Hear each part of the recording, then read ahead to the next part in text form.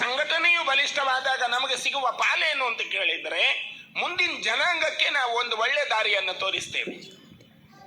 ಇವತ್ತು ಸಣ್ಣ ಸಣ್ಣ ಮಕ್ಕಳಿದ್ದಾರೆ ನಿಮ್ಮೊಳಗೆ, ವ್ಯಾಪಾರಸ್ಥರು ಅಂತಂದ ಕೂಡಲೇ ಒಂದು ಕುಟುಂಬ ಇದೆ ಅದರೊಳಗೆ.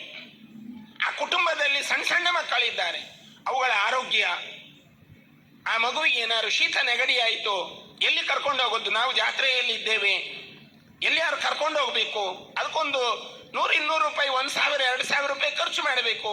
ವ್ಯಾಪಾರದಲ್ಲಿ ಏನು ಬಂದಿಲ್ಲ, ಏನು ಮಾಡೋದು ಅಂತ ಅಂದಾಗ ಈ ಸಂಘಟನೆಗೆ ಒಂದು ಅರ್ಜಿ ಹಾಕಿಯೋ ಫೋನು ಕರೆ ಮಾಡಿಯೋ ಆ ವ್ಯವಸ್ಥೆಗೆ ನಮಗೆ ದಾರಿ ಹುಡುಕಬಹುದು.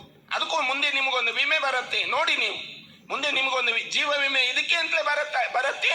ನಿಮ್ಮ ಸಂಘಟನೆ ಸದೃಢವಾದ್ರೆ ನೀವು ಸದಸ್ಯತನವನ್ನು ಹೆಚ್ಚೆಚ್ಚು ಮಾಡ್ತಾ ಹೋಗಿ, ನಿಮ್ಮ ಕಾಲ ಬುಡಕ್ಕೆ ಎಲ್ಲರೂ ಬರ್ತಾರೆ. ಇವತ್ತು ಯಾರು ಬರಲಿಲ್ಲ ಅಂತ ಬೇಸರ ಇಟ್ಕೊಳ್ಬೇಡಿ. ನೀವು ಏನ್ ಯೋಚನೆ ಮಾಡಬೇಡಿ. ಇವತ್ತು ಯಾರು ಬರಲಿಲ್ಲ ನಾವು ಕರೆದವರು